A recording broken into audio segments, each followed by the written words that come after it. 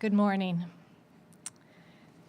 It's been 83 days since the WHO declared COVID-19 a global pandemic. And now around the world, there are more than 6.2 million cases. In Canada, there's been a positive sign. We've actually, the daily case count over the last 7 days is 18% lower than the previous 7 days. Our case count in PEI has not changed. It still remains at 27, and all have recovered.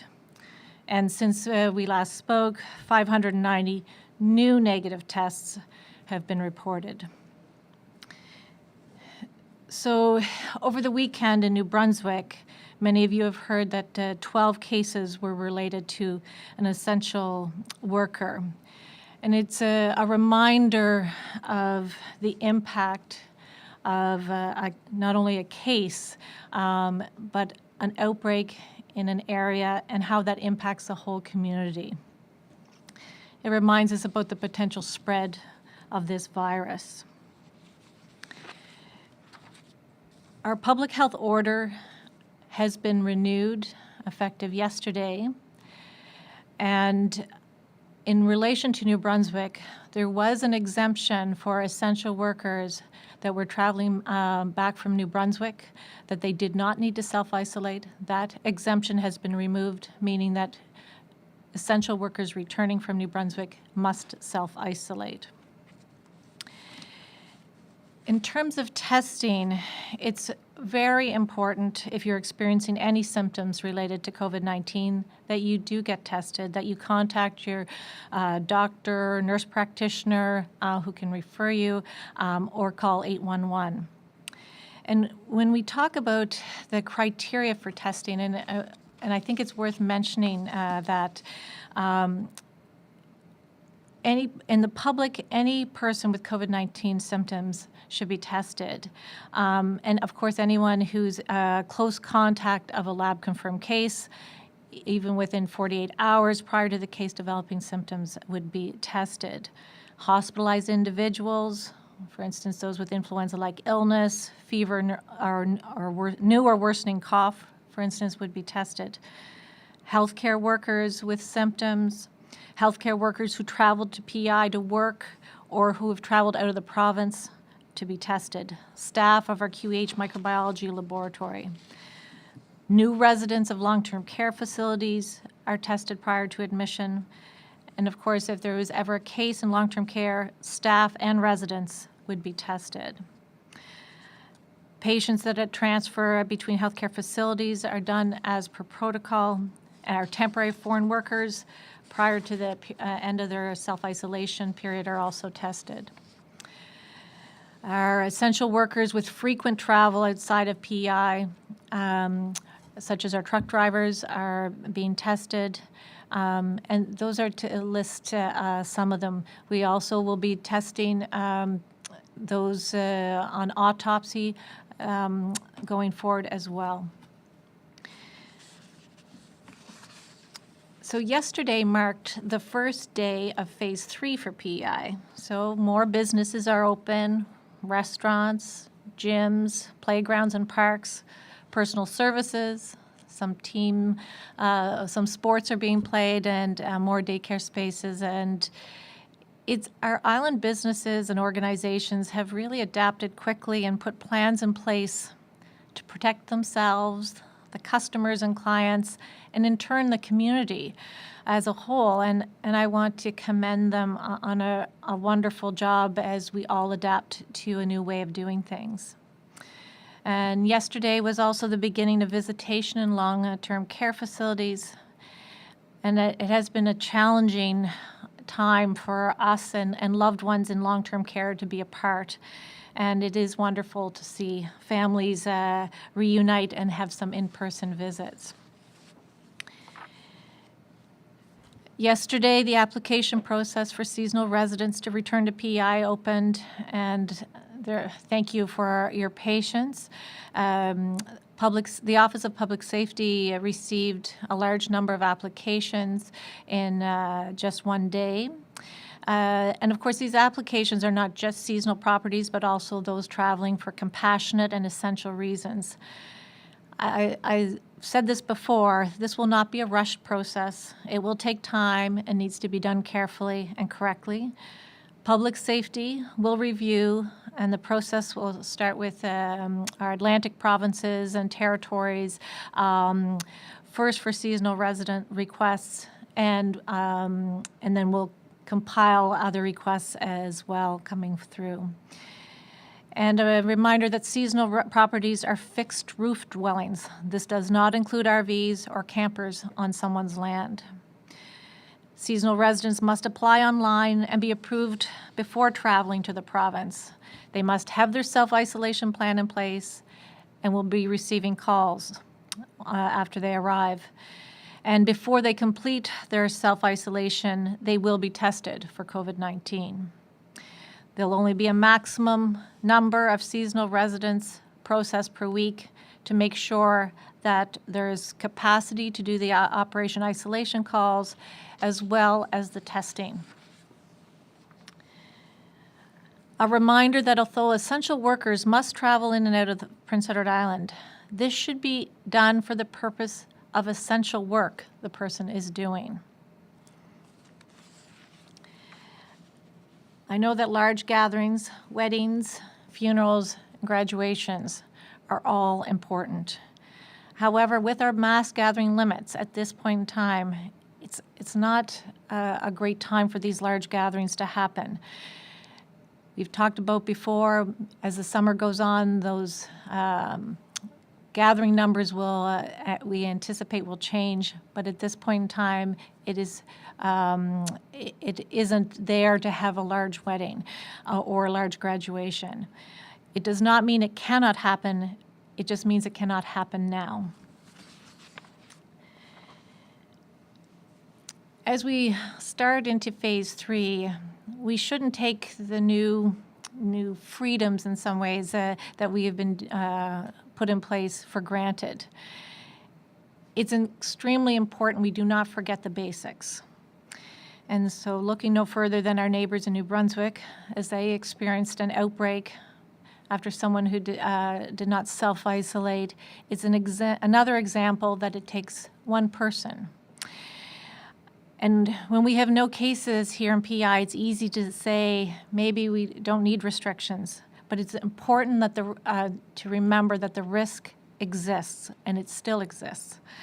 We are slowly and surely navigating our way through this pandemic, but it is not time to go back to the way things were before.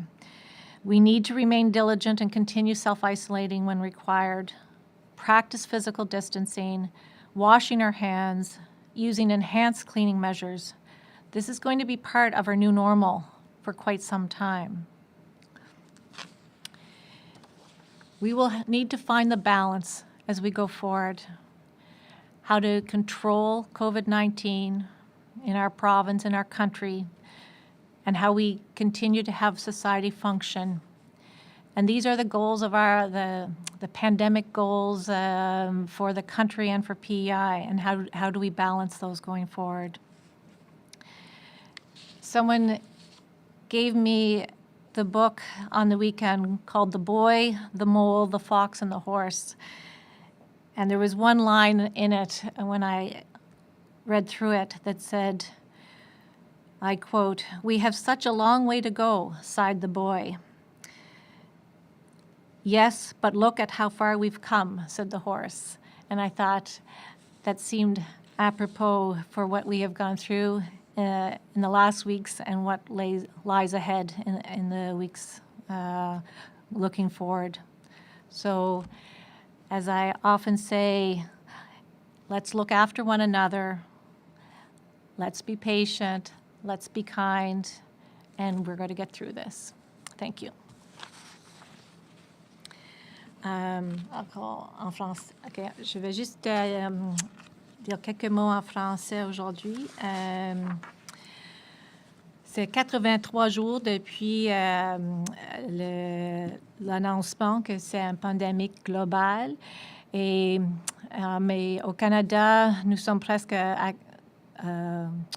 92 000 cas et plus de 7 300 morts. Il n'y a toujours pas de cas nouveaux à l'île du Prince-Édouard. Si vous présentez des symptômes de COVID-19, allez vous faire tester. Et au besoin, vous irez vous faire tester à une de nos cliniques à Charlottetown ou Summerside. Hier, c'était le jour 1 de phase 3 de notre plan provincial. Plus de commerces sont ouverts comme les restos, les gymnases, les terrains de jeux, les parcs, les services personnels, les organisations de sport, les services de garde et encore d'autres. Les commerces insulaires ont bien adapté leur opération pour recevoir leurs clients et pour protéger tout le monde aussi. La communauté, de leur côté, a aussi rapidement adapté à ces changements et je tiens à remercier tout le monde pour une job bien faite. Hier, on a aussi commencé à avoir des visites entre familles au foyer de soins. Ça a été un long défi pour tout le monde et je suis bien contente de voir les proches se réunir. Je vais juste mentionner que pour les travailleurs essentiels, un rappel important que vos déplacements sont uniquement pour aller au travail et pour rentrer chez vous. Et les rassemblements de grand nombre comme les noces, les funérailles, les convocations sont importantes, mais il y a des maximums et malheureusement, ce n'est pas le temps pour ces rassemblements. C'est une pause, pas une interdiction. Il est essentiel que nous tenions à cœur les mesures sanitaires que nous avons adoptées depuis le début. Nous avons tout vu aux nouvelles, ce qui est arrivé au Nouveau-Brunswick. Une seule personne ne s'est pas isolée. Il y a eu une chaîne d'événements avec beaucoup de conséquences. C'est bien facile de dire que nous devrions relâcher tout quand nous n'avons pas de cas, mais il est important que nous gardions en tête que le risque est toujours présent. On observe la situation au quotidien. On passe à travers chaque phase de notre plan doucement, tranquillement et avec attention. Ce n'est pas le temps de retourner à la façon de faire d'hier. On doit continuer à respecter les mesures et les consignes en place, laver les mains, la distance physique, nettoyer les surfaces partagées. Ce sont des nouvelles normes qui resteront avec nous pour un bon bout de temps. C'est une question de se protéger les uns et les autres. Merci. So I'll turn over to you, Mary. Good morning, everyone. With the beginning of Phase 3 yesterday, Health PEI has also made changes to our broad visiting restrictions across all our health services, which now allows limited designated visitors within all facilities and care areas. Patients and clients may now select 2 designated visitors to see them. Additionally, those patients who are nearing the end of life may have a total of 6 visitors, with only 2 visiting at one given time. Additional exceptions are being considered on a case-by-case basis and for compassionate reasons. Visiting protocols are put in place to maintain physical distancing requirements, and visitors will be screened for illness and are required to follow infection control guidelines as relayed by the healthcare team in our facilities. Any visitors with symptoms of COVID-19 will not be allowed to visit. And our visiting protocol also permits patients who are coming to Health PEI hospitals and clinics for an appointment or procedure to select one person to accompany them to these visits. Patients must let the service area they're attending know in advance if a support person will be coming with them, so that plans can be put in place to maintain physical distancing in those areas. We do recognize that visiting and support from family and friends are extremely important for the well-being of our patients and residents. And as we continue to respond to COVID-19, every effort is being made to allow safe visiting when possible, and to maintain ways other than visiting in person to connect with family and friends. There's been a lot of ongoing discussion and previous conversations here around our plan for COVID-19 units within our long-term care homes and for long-term care residents, and I'd like to clarify some points of our plan. We've heard a lot of feedback on our initial strategies as much as we've learned from the virus and the impact in that individual population within our long-term care homes. And we've taken from that, as well as having our plan developed and designed by our physicians and clinical staff, working with the Chief Public Health Office, the Health PEI Administration, and the Department of Health and Wellness on the best evidence and how to appropriately limit the spread of COVID-19 to our most vulnerable islanders. We in PEI have the advantage and good fortune of not having an outbreak within a long-term care home. As we see the devastating effects on residents across Canada, we have been able to learn from their experience and have created a plan that provides barriers to the virus spreading, as we've seen in so many other situations. The first important step we have taken is establishing a mobile rapid response outbreak team of clinical staff who would respond immediately to support a suspected outbreak in any long-term care home, whether it's a public facility or privately run facility. This team will assist staff with their expert knowledge on how to isolate residents, support the testing and tracing of contacts, and ensure the safe transfer of any residents to a COVID-19 care area. The second important piece of our plan is creating open COVID-19 spaces to house long-term care patients safely and provide them the care they will need. Our first established unit will be at the former Riverview Manor, and this space is being fit up to accommodate up to 25 patients initially and up to 49 residents if needed. This space has been air quality and water tested, and everything has been reviewed to be able to provide excellent care in a home-like environment for residents. At the same time, we acknowledge the potential high level of spread of the virus that we've seen across Canada and around the world within long-term care, and we may need to establish additional space to care for these types of residents should this happen. For that reason, we're also planning for additional space through creating units within both the Prince Edward and Somerset Manor as they become available. So that means that earlier we were looking at moving residents from within those homes to create this space originally, and now we have the space identified at the former Riverview Manor to be able to accommodate some of these residents. So we will now create the additional spaces at Prince Edward Home and Somerset Manor as they become available. So residents will no longer have to share rooms if they are moved within those homes to create this space. However, if we do have an outbreak on PEI within our long-term care home, we want to make it clear that we would have to speed up the emptying of the COVID care areas within these homes. In that case, we need to respond quickly, and residents may have to move to shared accommodations until space is otherwise available in order to maintain the safety of the whole long-term care population. These COVID units within those homes will be completely separate from the rest of the home, with no shared entranceways to access the home from within the unit. They will have separate designated staff who will not interact with the staff throughout the rest of the home. And in fact, the COVID unit staff would even have separate parking lot from the rest of the home staff. This plan is a best practice framework that ensures our long-term care residents get the care they need, and it's done so safely and effectively.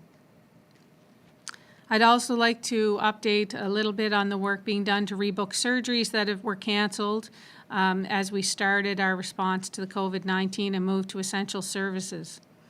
In total, within Health PEI, 1,120 surgeries and procedures were canceled. This week, additional Health PEI services have been reintroduced, and some of those already opened up have again increased volumes as we continue with our phased approach. As such, some of the surgeries that were canceled have already been completed. In May, 517 surgeries were completed across PEI, and that included 147 elective surgeries. This is the beginning of addressing the list of surgeries that we unfortunately had to delay, but we know that islanders need. Precautions are being taken to limit the number of patients in waiting rooms and ensure appropriate scheduling of patients to avoid having too many people in one place at one time. All services are being monitored to make sure we maintain the capacity to respond to future waves of COVID-19 and PEI should we have an outbreak. And it also includes the ability to go back to essential services quickly if our response level has to change as a province. Just a reminder, patients will be contacted by Health PEI or their specific healthcare provider to rebook any appointments or procedures if they have been delayed. I want to thank everybody again for your patience in working with us, and also with your patience in reestablishing those visiting relationships with your loved ones in our care facilities. And we appreciate how difficult this has been for everyone as we move through this together. Thank you. Just before we go to questions, just wanted to do a fentanyl-related update. We've had 5 cases since May the 5th. 4 out of 5 report heroin use. 3 out of 5 report cocaine use. 2 of the cases are in their 20s. 3 cases in their 30s. 3 males and 2 females. And when we announced the overdoses related to fentanyl a few weeks ago, the purpose was to protect Islanders who might be consuming illicit drugs, which is why I'm mentioning it again. And it's important whether or not an overdose resulted in an ER presentation or death. The CPHO has an established relationship with the Chief Coroner's Office through which we conduct surveillance of accidental opioid-related deaths.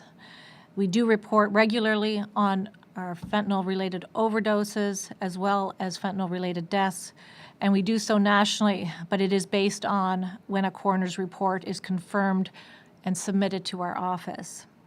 I would like to highlight the collaboration with police and public safety and community groups in terms of our overdoses. And en français, on a 5 cas depuis le 5 mai à propos de mise à jour sur le fentanyl. 4 sur 5 sont reliés à l'héroïne, 3 sur 5 sont reliés à la cocaïne, 2 cas sont des gens dans leur vingtaine, 3 cas dans leur trentaine, 3 hommes et 2 femmes. Et quand nous annonçons ces informations sur les surdoses de drogue, c'est pour protéger les insulaires qui utilisent ces drogues. C'est pour souligner les risques, peu importe si les utilisateurs se rendent à l'hôpital ou si ça résulte en surdose. Il existe une relation entre mon bureau et le bureau de médecin légiste en chef. Et les informations reliées aux morts causées par le fentanyl sont envoyées au gouvernement fédéral, mais elles sont basées sur les infos données par le bureau du médecin légiste. Et puis aussi mentionner qu'on travaille avec nos collègues, les policiers, en justice et les groupes communautaires aussi. Thank you. And now I'll open it up to questions. Brian Higgins, CBC. Hi, Dr. Morrison. Can you tell us more about the new requirement for essential workers returning from New Brunswick to self-isolate? Is that to healthcare workers only as opposed to truckers and whatnot? Is this in response to the situation in northern New Brunswick, and how concerned are you about that? Hi, Brian. So, as you know, the requirement for people traveling to Prince Edward Island is to self-isolate for 14 days, and that has been across the board. At one point, a number of weeks ago, because of the situation in Brunswick, we provided an exception for those who were essential workers who were going back and forth from New Brunswick, so that they would not always have to self-isolate when they came here, and that was based on the situation in New Brunswick. But after the outbreak in New Brunswick this weekend, we have removed that exemption. And because we'd like to see what happens in the next couple of weeks in New Brunswick. We recognize there's a lot of movement of goods, for instance, between New Brunswick and PEI. We have construction workers that may be coming back and forth. And then essential worker, so a broad category of essential workers. Healthcare workers are essential workers, but they have also a category of exemptions. So healthcare workers and other essential workers may be able to go to work, but they have to self-isolate when they're not at work. And for our healthcare workers, they would be using appropriate precautions when there. And that is whether they are traveling over from Nova Scotia or New Brunswick. But our healthcare workers, we've been doing something a little bit different in this province than sometimes other places. If you are a healthcare worker that is coming to work here in PEI from somewhere else, you would be tested when you arrive here. So if you were due to start work tomorrow, you would get a test back and it would be negative before you start to work. And then for healthcare workers who are going back and forth all the time between, for instance, Halifax and Charlottetown, then you would be tested every 7 days. So we have been using our testing for our healthcare essential workers on a regular basis.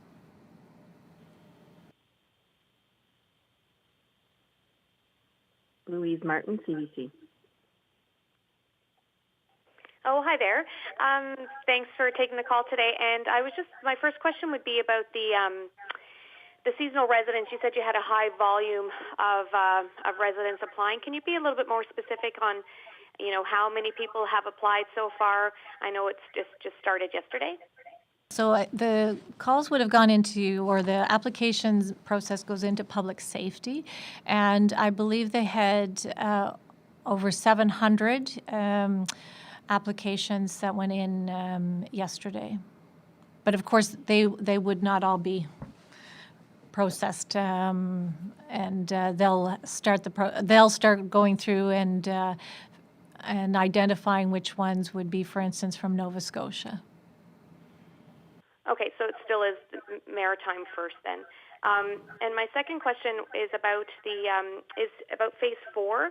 I see on the website it mentions the date June 12th, and then it doesn't list any specifics other than dental hygienists. So is there any more details we can provide today, or you can provide today, on phase 4? Does everything sort of begin June 12th, and is there anything, any more clarity around what else that involves for phase 4?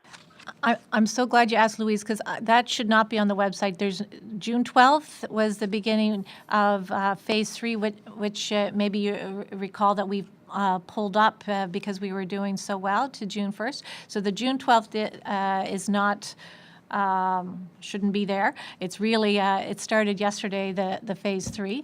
And in terms of going forward, we're going to be meeting this week. We're looking at what phase 4 would look like, but that is not anticipated until end of June, early July, and one of the things we'd be looking at is that the gathering number, for instance, would that be able to be increased? But I remain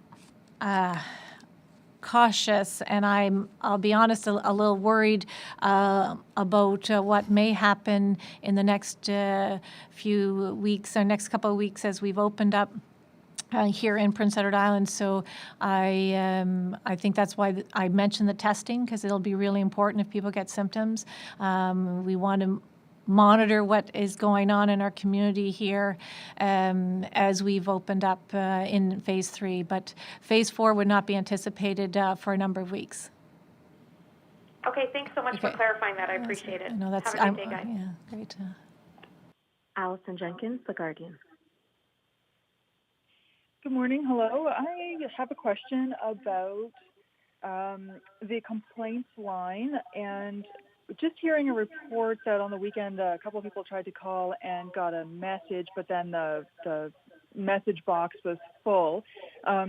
Just wondering how that's getting handled and how many complaints have been coming in, and was that message that the mailbox was full, is that a mistake or what? So I guess the numbers and the procedure for weekends.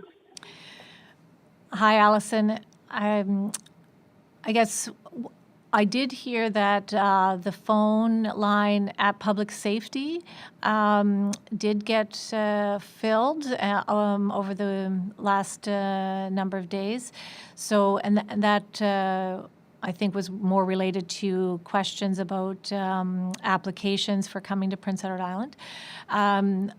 Over the weekend, I did not get the report that the 1-800 line number was, people were unable to leave the message, but if that's the case, that's unfortunate. I know that they take the calls off early in the morning, and so there may have been an increased volume of calls in the last couple of days, and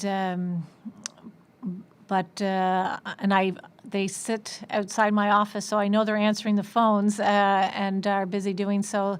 So I can certainly follow up with that after today. But they've been trying to get back to people as best they can.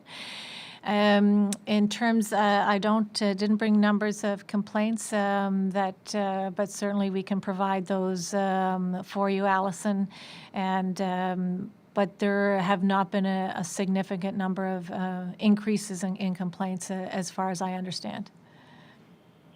Okay, so there's a public safety phone and a 1-800 line as well. And just where can people find those numbers, just to be clear that they're calling the correct number and getting through to the right people? Well, our 1-800 line has been our 1-800 health info line, and we've been using that really since the middle of March, so that has been pretty well established, and I know it's on the website, and it's about answering questions related to COVID-19. It's around, they've answered an array of different questions, but also it's also being used if people do have a complaint about a gathering they're seeing or concerns around practices of business or organization, sometimes those complaints are coming in that way as well. And so that is the number that has been used for those cases. The public safety number is used, it's mainly on an email and an online application, but I know there's a number associated with that. I haven't called it myself, so I can't remember it off the top of my head. I don't know it, but I'm sure, Allison, that communications can get those to you. Thank you very much. Carrie Wynn McLeod, Ocean 100. Good morning, ladies. I'm just looking for some clarity regarding the seasonal resident process and the application and how it's all handled. I know we've divided them all into like three groups, being Atlantic, the West and the Territories, and Ontario and Quebec. So starting to process the Atlantic ones, if you get through all those, are they just immediately moving on then to the next group, or is there a timeline there saying, okay, well, Atlantic is going to be like the first 2 weeks, so we won't start processing any of the ones from the West until, like, for instance, June 14th or something? Hi, Carrie Wynn. So I think we spoke about this on Thursday too. The process is really just started yesterday. So I know that public safety is trying to make sure they have the capacity to process these applications. We also have put a maximum number, because of the capacity of our self-isolating callers, as well as our ability to test people. So we've wanted to make sure that there's capacity for all those things in place. And that's why we indicated there don't be only a maximum number of people coming in per week. And, we think normally we get 1.2 million tourists, I think, here in the summer. So thankfully we're not having to process, we're dealing with small numbers here, relatively speaking, and we're going to do it carefully. And so, for instance, maybe there are only a certain number of seasonal residences from BC and Saskatchewan and Alberta.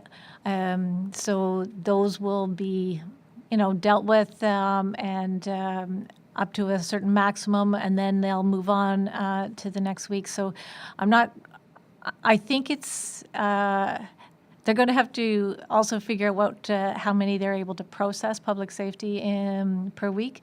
But we know we won't do more than a certain number, and that's based on capacity as well. So they're starting to look at them today, Carrie Wynn, and I know there's lots of interest in how this will work, but we expect the Nova Scotia, New Brunswick seasonal residents to start coming sometime after the middle of June. And of course, some of them may not want to come until July, and that's fine too.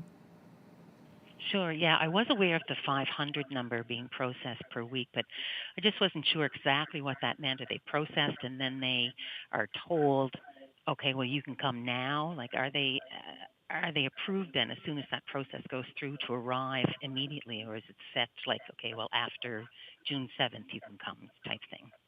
Well, there's I think a day that is an anticipated day that they could arrive after that day, but there'll also be some questions about, well, when are they wanting to come? So because maybe they don't want to come until mid-July. So that and that's okay too, but it would be after a certain day that they would be able to come, because again, it's related to our capacity to do testing and to monitor them in operation isolation when they get here. And just a second question regarding particularly the New Brunswick residents. Since the contact tracing there has expanded now, outside the Campbellton area, has there been any thought to moving like the New Brunswick seasonal applications further down the line? So we're going to be watching it very carefully, and it will be clear that if something changes in New Brunswick, or if it ever changes in PEI, we can alter the arrival of seasonal residents. So we'll have a much better sense within the next couple of weeks. So that will be part of it, and an important part of it, that it can change. Julien Great, Natacha, thanks. Radio-Canada. Bonjour, Dr Morrison. Première question toute simple. Serait-il possible de traduire la première réponse que vous avez donnée à Brian concernant l'évolution de la situation avec le Nouveau-Brunswick? Qu'est-ce que vous demandez aujourd'hui aux travailleurs essentiels qui vont et viennent entre le Nouveau-Brunswick et l'île du Prince-Édouard? Et est-ce que vous avez un nombre? Est-ce que vous savez combien de personnes de l'île du Prince-Édouard travaillent au Nouveau-Brunswick? Bonjour. On sait que c'est un assez grand nombre qui travaille entre les deux provinces. Et puis, mais je n'ai pas un nombre exact, mais c'est le nombre le plus grand qu'on voit qui voyage par le pont. Et puis, alors maintenant, on a tout le monde qui vient à l'île du Prince-Édouard vraiment doit auto-isoler pendant 14 jours. Sauf que depuis il y a plusieurs semaines, on a fait une exemption pour les travailleurs qui vont entre Nouveau-Brunswick et l'île du Prince-Édouard. Parce qu'il n'y avait pas d'école là-bas ou ici, puis ils sont... c'est toujours en transition entre les deux provinces. Mais depuis le week-end, on a enlevé cette exemption pour que les travailleurs essentiels auto-isolent ici quand ils retourne du Nouveau-Brunswick. J'espère que ça ne va pas rester en place pour toujours, mais pour maintenant, je pense que c'est important. Et pour les travailleurs qui travaillent à l'hôpital, pour l'instant, ils peuvent travailler, mais on les teste s'ils viennent d'une autre province et on teste en venant ici, mais aussi 7 jours après. Et en particulier, les travailleurs qui travaillent à l'hôpital qui voyagent souvent entre peut-être ils travaillent à Nouvelle-Écosse et aussi ici, comme exemple. Les travailleurs à long-term care, ils n'ont pas une exemption. Ils ne peuvent pas travailler à long-term care pendant 14 jours. Un follow-up, Dr. Morrison, toujours sur cette situation avec le Nouveau-Brunswick. Est-ce que ça va concrètement, cette situation au Nouveau-Brunswick, ça va changer quelque chose pour les personnes qui appliquent pour venir ici dans leur résidence secondaire? Et est-ce que aussi ça pourrait changer au niveau de la bulle entre l'île du Prince-Édouard et le Nouveau-Brunswick? Est-ce que tout ça, on va reculer tout ça à cause de la situation au Nouveau-Brunswick? À ce moment, on va regarder attentivement ce qui arrive dans les 2 semaines qui suivent à Nouveau-Brunswick à propos des résidents saisonniers. Et même sorte de choses on a discuté la boule entre les maritimes et puis on a parlé de ça le fin juin, 1er juillet, mais encore on va regarder ce qui arrive dans les semaines qui suivent. Merci. Laurent Rigaud, La Voix acadienne. Bonjour, Dr. Morrison. J'ai une question sur le nombre permis de personnes, enfin le nombre autorisé pour les rassemblements à l'extérieur. Je crois que pour la phase 3, c'est 20 personnes à l'extérieur, 15 personnes à l'intérieur. Sur le site du gouvernement, en français, il y a une page pour les lignes directrices qui indique que c'est 50 personnes à partir du 1er juin. Est-ce que vous pouvez confirmer que c'est une erreur? Je pense que c'est une erreur, oui. On va discuter avec notre équipe qui prend soin de ça et on va le changer. D'accord. J'ai juste une autre question sur le début de la phase 3. Vous aviez mentionné il y a quelques semaines qu'il y aurait des vérifications dans les restaurants ou dans les commerces pour voir si la distance physique est bien respectée. Est-ce que vous avez connaissance si ces contrôles ont déjà commencé? On a discuté ça hier avec l'équipe et puis commence cette semaine d'en faire la plupart de notre public health, environmental health officers. Ils viennent de commencer ce travail au resto et ils font les inspections, mais aussi ils vont regarder pour la distance entre les tables et les choses qui sont plus reliées au COVID-19. Alors, j'imagine que ça va commencer, je ne sais pas si c'est aujourd'hui, mais cette semaine, j'imagine. Merci. François-Pierre Dufault, Radio-Canada. Good afternoon. Une question pour vous en français, Dr. Morrison.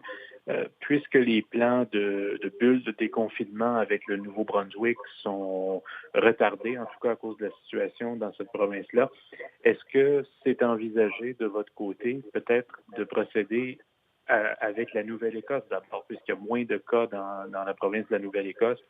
Presque plus de nouveaux cas sont concentrés surtout dans un foyer de soins du côté d'Halifax. Alors, est-ce qu'il y aurait moyen de déconfiner avec la Nouvelle-Écosse via le traversier de Wood Island avant même de faire une bulle avec le Nouveau-Brunswick? Et puis, c'est vraiment pas... En commençant, je dis que c'est la boule, l'idée de la boule n'est pas vraiment retardée parce qu'on n'a jamais pensé d'en faire avant le fin juin, 1er juillet, alors on va voir. Mais je pense que les premiers ministres, quand ils en parlaient, et puis ils aimeraient en faire ensemble avec les maritimes. Alors, on est en train, on les discute entre les médecins de chef avec mes collègues, Dr. Strang et Russell, mais je sais que les premiers ministres en parlent aussi. Alors, on va voir. Je pense que tout le monde espère que ça va arriver. Et si oui, on peut avoir les familles qui viennent sont auto-isolés pendant les 14 jours. Un suivi, si je peux me permettre, Dr. Morrison, à ce sujet-là aussi. Est-ce qu'il y a une date qui a été établie pour permettre aux passagers, les passagers à bord de voitures, d'aller sur le traversier? Pour l'instant, c'est seulement les camions, mais est-ce qu'il y a une date qui a été avancée? Est-ce qu'il y a des contrôles qui pourront être faits à ce moment-là? Je n'ai pas une date qui n'est pas une date avancée pour le traversier encore, mais c'est seulement camion. Alors, j'imagine qu'on va en discuter, mais je n'ai pas une date avancée. J'ai pas une date encore. Merci. Okay. I'll just translate a couple of the last questions. Is there a date yet for where passengers can go on the Northumberland ferries? And that there is not a date yet. For that, at this point in time, it is trucks, commercial trucks only. And the other question was, when do we expect inspections to occur at restaurants that would also be looking for physical distancing. And so we have spoken about it yesterday, and we expect that to start soon, where they'll be doing, for instance, our environmental health officers going in to do eating establishment inspections, but that would include making sure the tables are 6 feet apart, et cetera. So we expect that to begin shortly. Rachel Collier, Eastern Grass. Hi. Today I'm just wondering, Dr. Morrison, what you know about businesses following their operational plan. Have there been many complaints, or have you needed to follow up with any kind of correctional actions? Hi, Rachel. So there have been a couple of concerns that have been brought forward, and these we've said all along are dealt with first from an educational point of view and a follow-up to the business, for instance. And so I think that's where it has started. I don't believe any charges or anything like that have been laid in that regard, certainly in these recent openings. And I've been really impressed. I haven't been out very many places myself, but certainly others reporting to me how impressed they are at the how many businesses have, the measures that businesses have put in place and what they've done and how organized they've been. And so that is really good to hear, because it's really putting the safety of islanders and their staff first and foremost as they reopen their doors. So it's been certainly a very positive feedback and less complaints. Okay. And I guess since you mentioned a few more cases of fentanyl-related overdoses, I'm wondering if you might have details about, is there possibly a trend of region where these overdoses are happening that you could offer without kind of breaking people's confidentiality?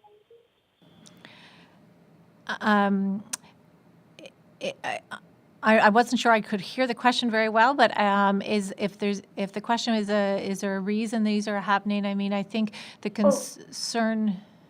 I feel like a reason, as in, would it possibly would they all be happening in a certain place on the island, in a certain area of the island, or anything like that? Yeah, so they're not all happening in one particular location. Okay, so it would be spread across the PEI, generally speaking. Yes. Okay. That's great. Thank you all very much.